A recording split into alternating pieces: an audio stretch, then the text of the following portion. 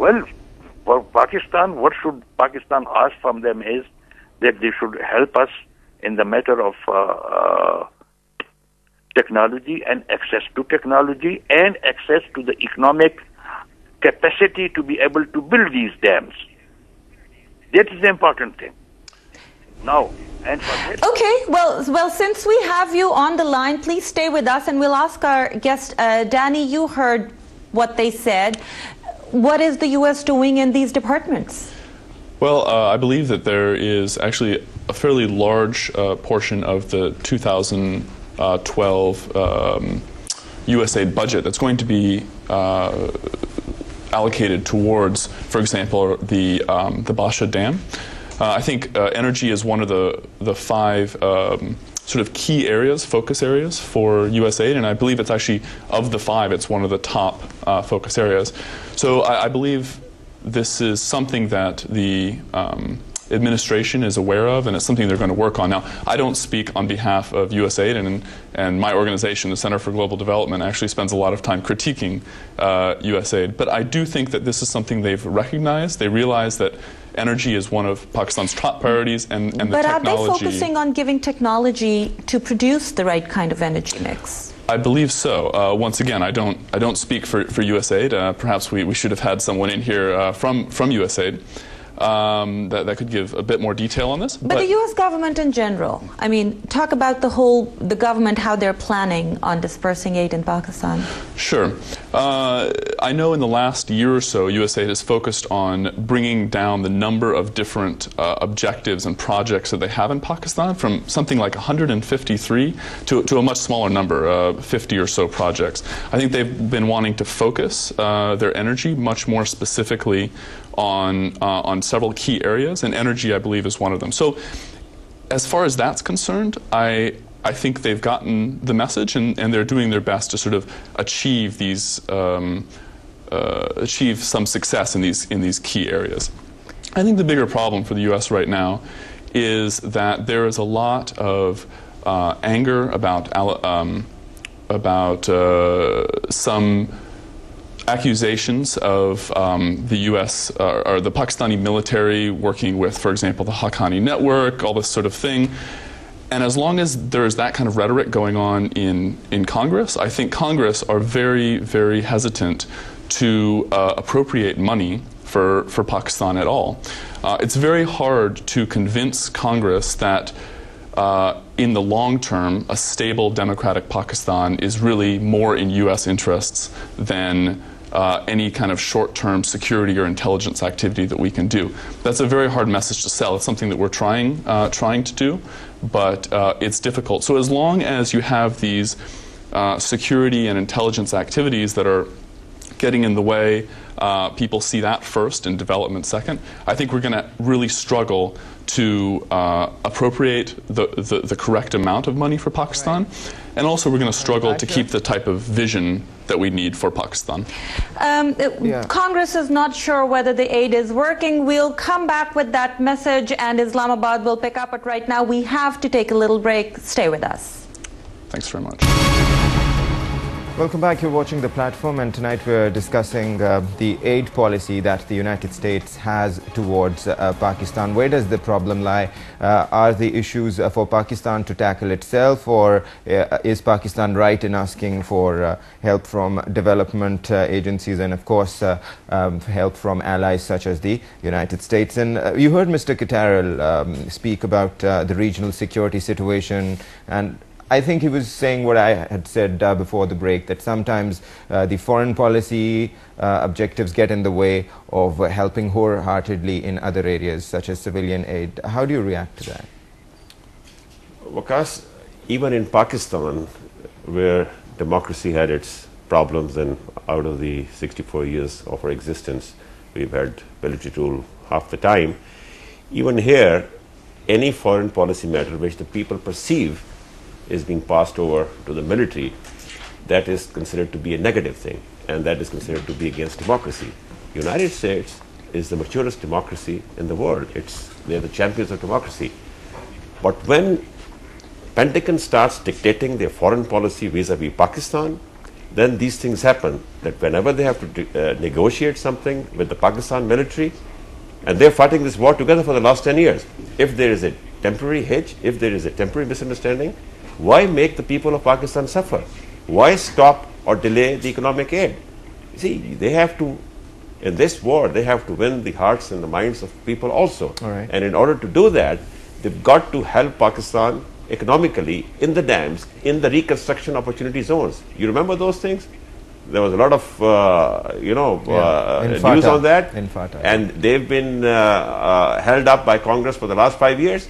You know, that's something which doesn't go well in this country. Pakistan, yeah. So I recommend that Pakistan desperately needs energy. Pakistan needs dams. Pakistan needs nuclear energy, and the United States should come forward and treat us like a real ally and help us in these things, and by helping Pakistan, help the poor people of Pakistan, so that our economy turns around, we can create jobs, and people become prosperous. We can spend money on education, and that on will hospitals, also help and on the infrastructure. That will also help stave off the anti-American sentiment. Absolutely, that that's more important in Pakistan than fighting the war on a day-to-day basis. Mr.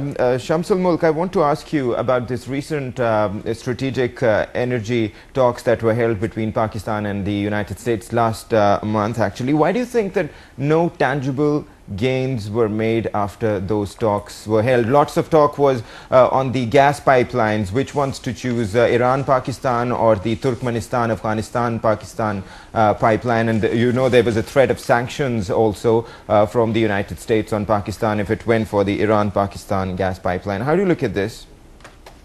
Well, let me first of all make one point very clear, because I think there is always, when people get to this problem of we have to build dams and all that sort of a thing, they always just go along and say, well, Pasha is coming. Pasha is being financed by the United States. They are helping it, and the government of Pakistan has announced that they are going to lay down the foundation stone very soon. Now, the question is, do we expect the people of Pakistan to wait for 12 years for their first watt of electricity from Pasha? What do the people of Pakistan do for these 12 years? What are the options? And they are cheaper options, they are better options, but that requires leadership. And that leadership cannot be provided by any country outside Pakistan. It has to be provided by Pakistan. In fact, when the Pakistan government goes along and tells the people in the world that please help us in our flood, the question is, if somebody were to ask this very leadership that what have you done to avert this possibility of floods and affecting adversely the people of Pakistan? Nothing. So this is the issue, and this is an issue that is to be addressed properly. Secondly, I would like to come along. I would like to just make a statement that I come from the Khyber Pakhtunkhwa province. I have been there. I'm from that province. I go there very frequently. I go to my village. I sit there. I do all these things. And there has been, I definitely understand the American Congress mood right now under these allegations of against Pakistan military.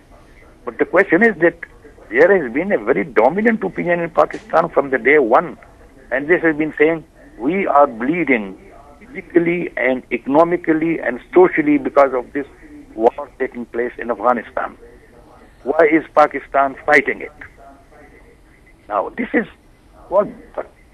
this is the point. I mean, one has to really look at it from that angle. Yeah, and this is a point, Mr. Mulk, that we'll take forward to Mr. Cutherell in Washington, D.C. And listening to these arguments here, Mr. Cutherell, I just want to draw your attention, because you understand the region so well, over this dispute, if I may call it so, that exists right now between Pakistan and the United States over the Iran-Pakistan gas pipeline. And remember that if things move smoothly, that pipeline could start generating by 2014. And you know that Pakistan's energy needs are very real and very urgent. But there has been a threat of sanctions from the United States in the case that Pakistan does move ahead with that project. How do you look at this? Why do you think it's better for Pakistan to go for the other projects, that's the TAPI, Turkmenistan, Afghanistan, Pakistan pipeline?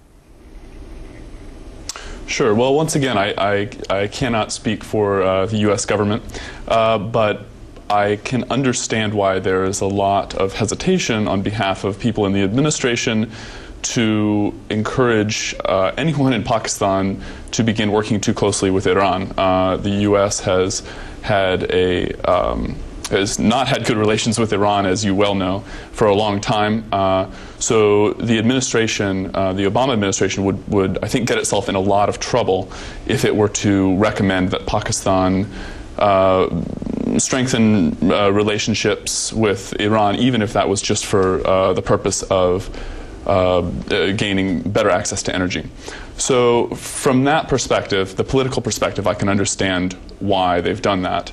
Outside of that, yes, I can understand very clearly why Pakistan would want to get access to this oil. It seems like a bit of a no-brainer. Mr. Cutherell, I want to bring your attention to some of the points they were making in Islamabad, which Sure. is where U.S. aid is being spent. In the 60s, most of U.S. aid was spent in development programs, and U.S. was very well respected in Pakistan. In the last decade, since 9/11, most of the U.S. aid has been to the military. Maybe 10% has gone to the civilian sector, and the U.S. Image in Pakistan has really taken a dive. Is there a dialogue in Washington on what's happening with the aid, what should be done? Sure. Yeah. I mean, I think there is absolutely a lot of talk about how aid should be spent, how it is being spent, and there's a lot of talk about this idea of winning hearts and minds, which I am pretty skeptical of. I'm not sure that as long as the U.S. is continues its program of drone strikes, I think it's going to be very hard for development aid to really win very many hearts and minds anywhere in Pakistan. So I think that once again you get back to this problem of if you look at why the U.S. was perhaps better liked in the 60s, we weren't fighting a war in Afghanistan and parts of Pakistan in the 60s. Our focus was then on the Soviet Union. We wanted allies against the evil empire and this sort of thing. So we were much more focused on developing Pakistan in the long term, and I think that's something we've kind of lost now. I think the narrative here in D.C. is very much on short-term objectives. If we do development aid, we want to give a lot of money and get results right away, and that's just not how development works. You cannot give $1.5 billion today and expect development results tomorrow. Good development takes a lot of time, and it takes focus. You have to be focused on one objective and spend time and resources on achieving that objective. So what you're saying is that security has basically trumped all other issues in U.S. right. and in U.S. Congress, as you suggested. With the Kerry Lugar-Berman bill, we saw this shift just a little bit. Yeah. And yet even that money hasn't been spent as it should have. Only $500 million has been spent right. so far? So far, about in 2011 anyways, there was about $500 million of the Kerry Lugar-Berman money that was spent in Pakistan. Now, it's natural, I think, that anytime you're spending a large amount of money on development activities, at the beginning you're unable to spend as quickly because you have to build up the institutions and whatnot. I think also there has been a major problem with capacity, with being able to ramp up very quickly to be able to spend this money. I mean, the Basha Dam, for example, is something that is going to take a long time. We'll start spending money now, and we'll probably have to keep spending money for another 10 to 12 years, as was already mentioned here on the program. So I think there's a realization that the money is probably not going to be spent at $1.5 billion a year. I think it's almost impossible at this point for that to happen. How many of other programs like the Basha Dam are in the pipeline? Yes, go ahead, Waqas. We'll take your question, then we'll come back to mine. Come on. Yeah, go ahead. As a matter of fact, Senator Khan wants to react to what's being said there. Yes, Senator Khan. Yeah, Waqas,